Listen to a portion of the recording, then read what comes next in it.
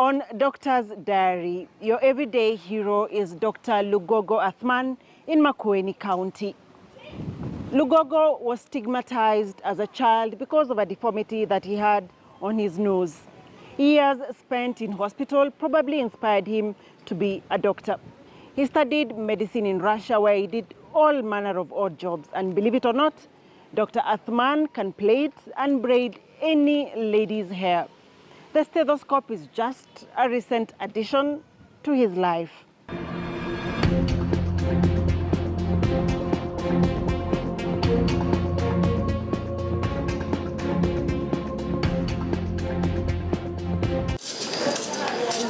My name is Lugogo Athman.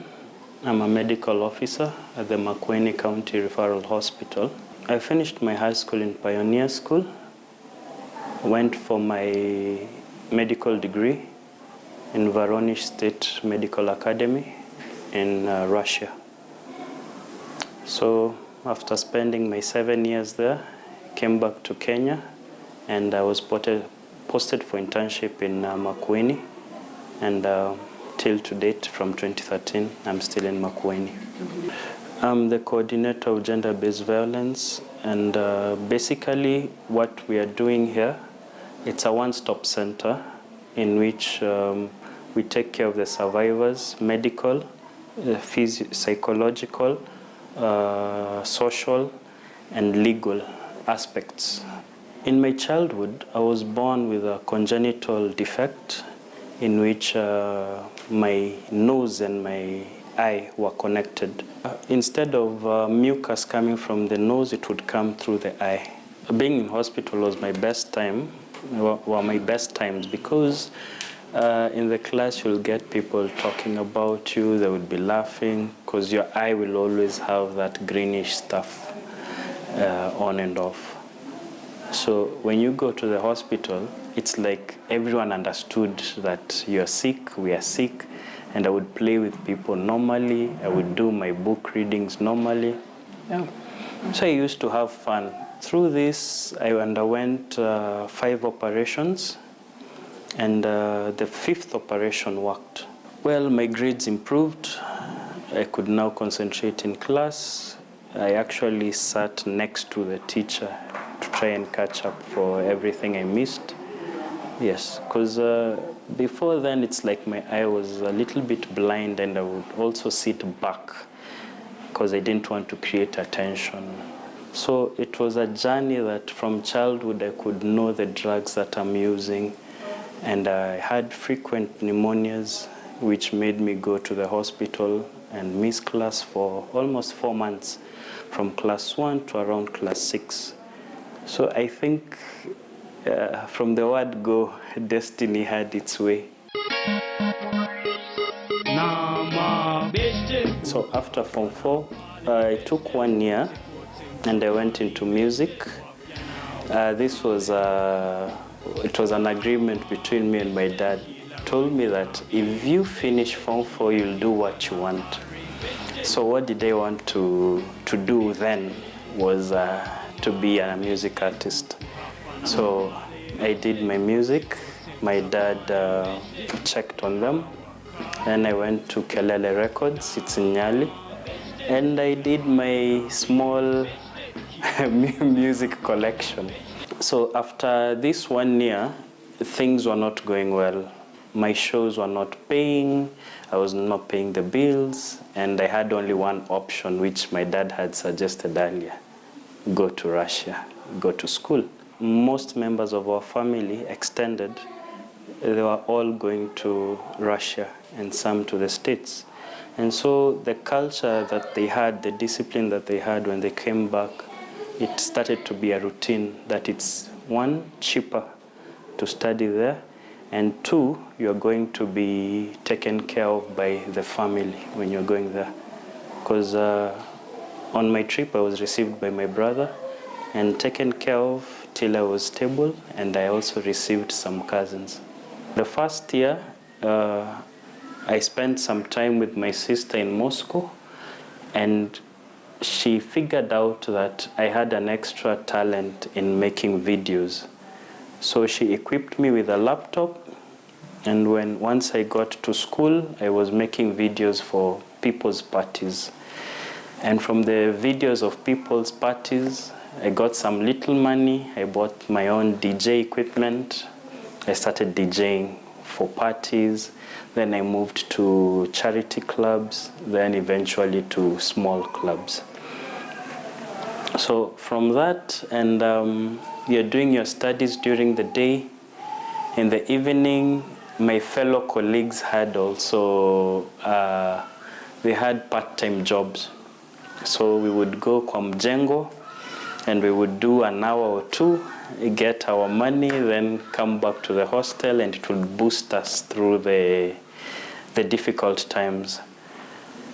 During the holidays in Russia, apart from those who are coming home, some of us went to the beach side. And at the beach side, the Africans there were making hair. It's so common for the ladies. But as for me, I was like, come on, just go ahead and do it. So, yep, I did it for all the holidays that I had in the 7-year period I was in Russia. It's called kasichka. So you do your hair, there's Afrikansky style. Here we call it just normal braids. And Francuski style is what we call it lines here. Basically, I was working with my hands. And I was really happy. Also, the money that we were making. Because at that time, we were charging 8,000 rubles. When you translate in Kenyan money, at that time, you would multiply by 3. So you'd get 25,000 shillings for one head. So, well, it's good money. Half goes to the owner of the place. The other half goes to, depending on the agreement. So for one, it's good money. And for two, you get to spend your holiday in a nice way. And for me, I really liked using my hands because I was getting faster and faster at doing the hair. Once in a while, when I'm doing my operations procedures, when I talk to the mothers, I usually try and ask them, what do you do for a living? And the ones who say we run a saloon, oh, we have a nice conversation. Because I would tell them, you know, I love a mixture of 1 and 33. And they'll be like, how did you know what that is?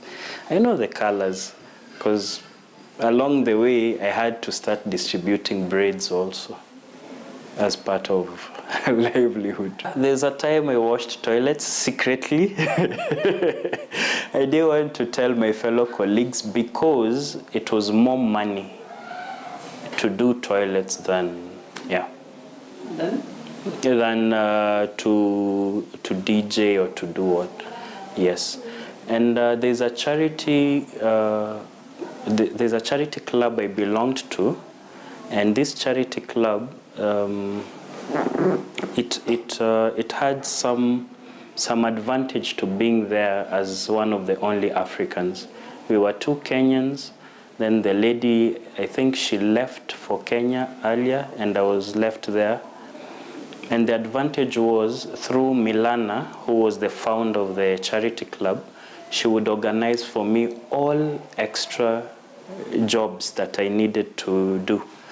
And funny enough, also Milan organized for me to have a Maasai market in Russia.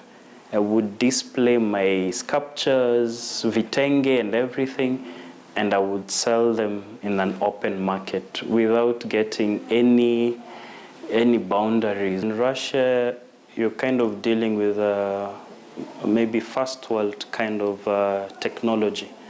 So when I came at first, I was really shocked, but then you just get used to.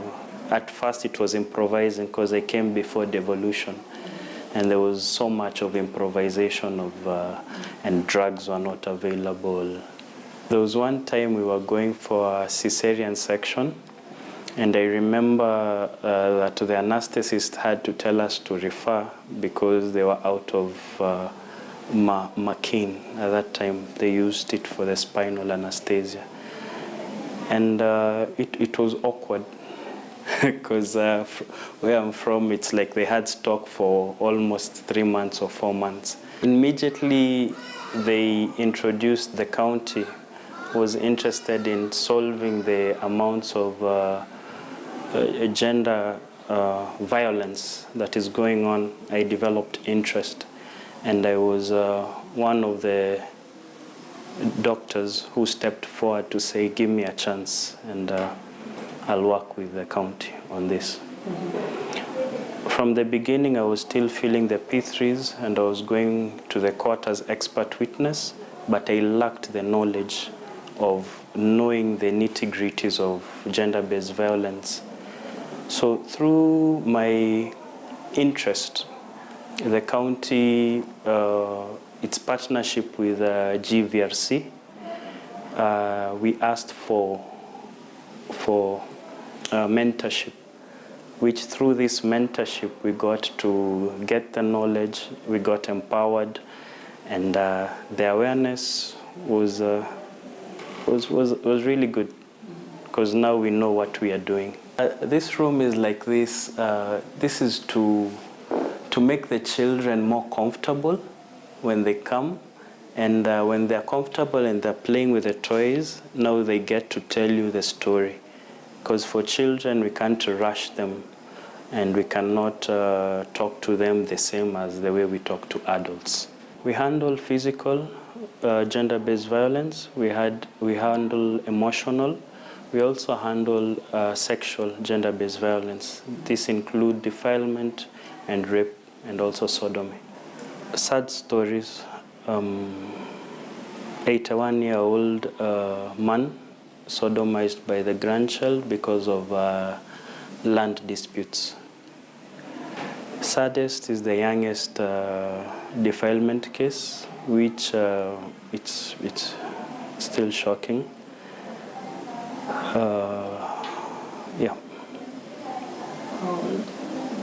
This one was a 2-year-old. The emotional part, psychological part, that yes, you handle the case, you take it up to the court, you be the expert witness.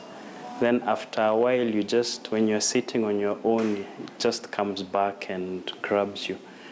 And that's why we have debriefing for officers who are working in this department. Yes, we have regular debriefing because of this emotional or psychological tags. Our statistics, when we started in August 2018, we started with very high numbers, up to 5 cases a day. Right now, the statistics are low. This is because awareness, the community has already been empowered. They are aware of what is going on. And I think that's positive on our side. From the cases we handled only last year, 715 cases, our prosecution, the percentage of those who are prosecuted has been 70%, which means that actually the court is doing its part, we are doing our part, and the community is doing its part by reporting the cases. I think this is a change that you can feel from deep within. It's the same like surgery, in which you see the impact there and then. Yes. Change. What change? What change? Basically, I would say community-wise, you're impacting change and necessarily not going to the homes. Yes. Because in one way, the perpetrators get to be locked away. So they do not get to violate the rights of another survivor. Yes. So when they're locked away, it's safe for all of us. The good thing about Makueni County is that we are always doing personal development in a way that others cannot notice. That every year we have small courses that we do, and our director forward to us these courses from University of Washington. You do the certificate courses, and On my side, personally, I have my personal goals and dreams, and every year I'm hitting the targets. I am still doing piloting, and I've been doing it for a long time. And this extra space here has allowed me to be able to do it. Flying, well, maybe at the end of the day, we can hook up with flying doctors. They've been here and we've talked a little, but they were so shocked because they're saying flying doctors, you're either a doctor or a pilot, but how come you're doing both? So, I mean, it's fun.